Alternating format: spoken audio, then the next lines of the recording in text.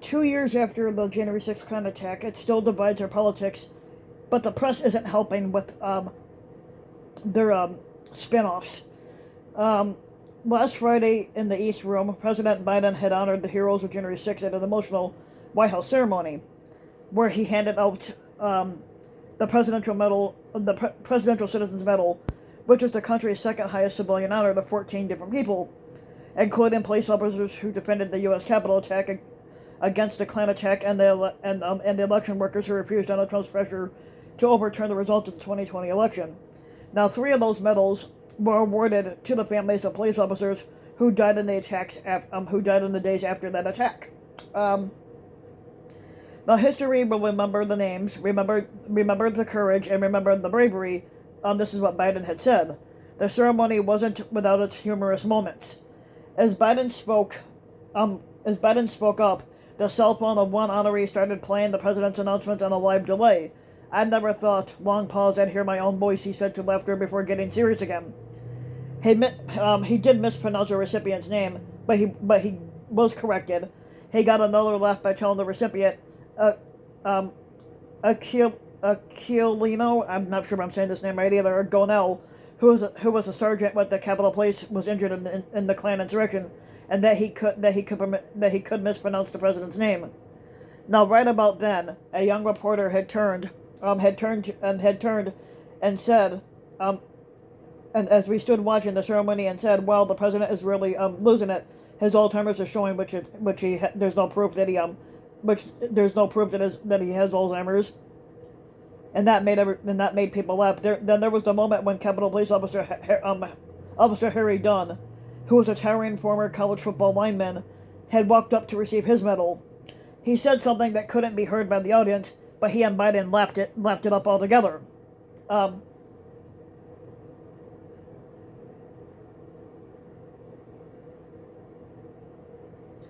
The same young reporter turned and said they were probably making fun of the Klan insurrectionists, and later on we found out that Dunn had joked about his height advantage over Biden, who was himself taller than average, but they laughed, and the laugh that they shared had nothing to do with the Klan insurrection at all. Now, in both cases, the reporter is full of shit. That's just the tip of the iceberg as far as the press goes these days. It's a minor, if not an annoying example, but it speaks to the cynical and corrosive atmosphere of Washington. Now, speaking of Congress, after historic and a tragic-comic leadership battle in the House among Republican members of the Republican Party, among the members basically of it, Kevin McCarthy had emerged with a questionable victory as the new Speaker of the House, which he's not even qualified to hold my jockstrap, but he had to give away most of his power to bask in the glory of having a title which means less than ever before. But then McCarthy is no Rhodes Scholar. As a member of his own party once said, "I'm not saying that he's fucking stupid. I'm just saying he might have trouble spelling his own name." Then there's the representative pedophile Matt Gaetz of Florida, who publicly mocked McCarthy while making continued demands that delayed McCarthy's mediocre ascension to semi-power. Now, Representative Mike Rogers of Alabama confronted the pedophile Gaetz after the 14th round of voting fell just short of producing a speaker. Now, the Vegas odds had Gaetz felled by a single punch before several other members held back Rogers. Now, while Biden honored those who fought to maintain peace and order, the House dissolved into chaos due to those who backed the Klan insurrectionists on January 6th. And you'd expect nothing less of a party that has no moral compass and no self-respect, and whose brain trust consists of McCarthy, Gaetz, Jim Jordan, the pedophile Gaetz, Jim Jordan, and Steve Scalise. So it's no surprise that we begin this week with McCarthy rewarding some of the most deranged members of his conference.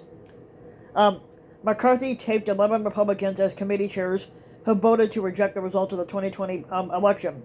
They did so by repeating the same lie about widespread voter fraud that only hours earlier had fueled the deadly Klan insurrection at the Capitol, which led to death threats against the vice president and sent those 11 lawmakers and the others into hiding and afraid for their lives. The 11 seditionists showed no shame and no care for those Republicans who refused to join them in the attempted coup, and even less for Democrats who they label as the enemy, or the overwhelming majority of Americans who detested and denounced the Klan insurrection. Our committee chairs represent the very best of our conference, Majority Leader Scalise said, without a hint of irony. If this is the best of the GOP, then what the fuck is the worst, and no one really wants to fucking know. But McCarthy told us in blunt terms in accepting the speakership what we should all expect. And working together, he said there's nothing that we can accomplish, and sure, maybe that was a fucking slip of the tongue, but he's probably fucking right. McCarthy is an empty suit, a man without taste or style. He's vanilla ice cream melted on a cardboard box. He has no imagination and no sense of history or irony. His party may claim to be the party of Lincoln, but it also embraces states' rights. And here's a fucking hint. That was the Confederacy and the pro-slavery Democrats of that era. He also said more than once that he watched Abraham Lincoln cure the problems of this country, which makes one wonder whether McCarthy is in possession of a time-traveling DeLorean, is another aging vampire in the modern day Rip Van Winkle, or more than likely is just a mediocre mind and incapable of crafting or delivering a speech that's even worth listening to. Now, this does not portend well for the House of Representatives and all of Congress for the next 2 years. But even if Republicans vote as a bloc on any proposed legislation, should they be able to craft anything legible, it will fall in the Senate, where the Democrats hold a majority. What we are likely to see, of course, is a lot more spectacle, sound and fury signifying nothing, and led by Jim Jordan, who now chairs the House Judiciary Committee, and conversed with Donald Trump during the Klan insurrection. He guarantees us 2 years of subpoenas and hearings dedicated to Hunter Biden's laptop, which is not even a real thing, as well as investigating the January 6th committee and its findings. He will also take up the politicization of the DOJ, according to McCarthy, but probably won't call Michael Cohen as a witness. But Cohen could offer first-hand testimony on how the Trump administration politicized the DOJ. And no, like everything else the GOP has to offer at this point, this is all empty, angry bullion, because they have nothing to offer the base, or they have nothing to offer any voters.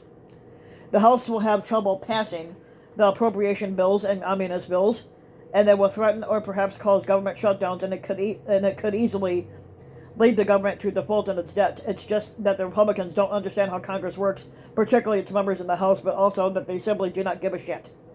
Now, blinded by their own zeal and sense of self-worth, those who know the least are in position to cause irreparable harm to those who feel the effects of their stupidity the most.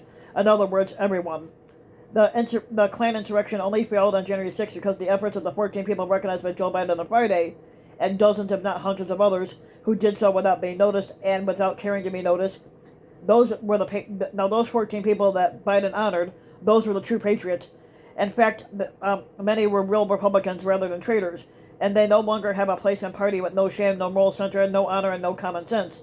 Now here, Rusty Bowers, the former Republican Speaker of the Arizona House of Representatives on Pebble Beach outside the White House on Friday, he is one of the heroes who was recognized by Biden.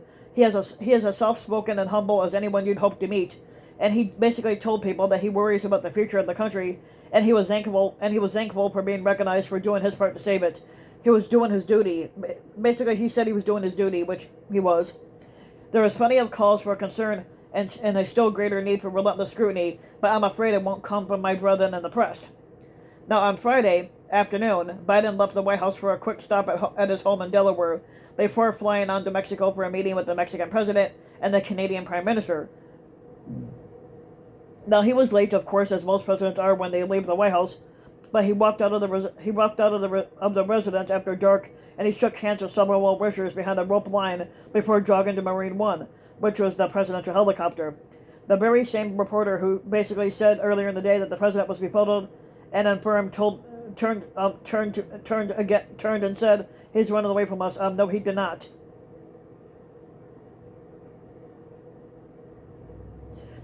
Basically, somebody said they didn't bother responding, but somebody said the person said they shouted out, "Hey, Mr. President, we're over here. Come talk to us." Biden slowed his walk, and he walked resolutely the last 10 or so paces, but he didn't come over to us or even acknowledge us.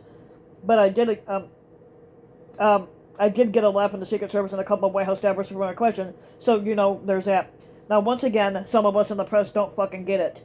Understandably enough, Biden has little or no desire to interact with those who don't understand the issues, and they cannot accurately report them and lack the experience or knowledge that would enable them to do so. In other words, most of the White House press corps.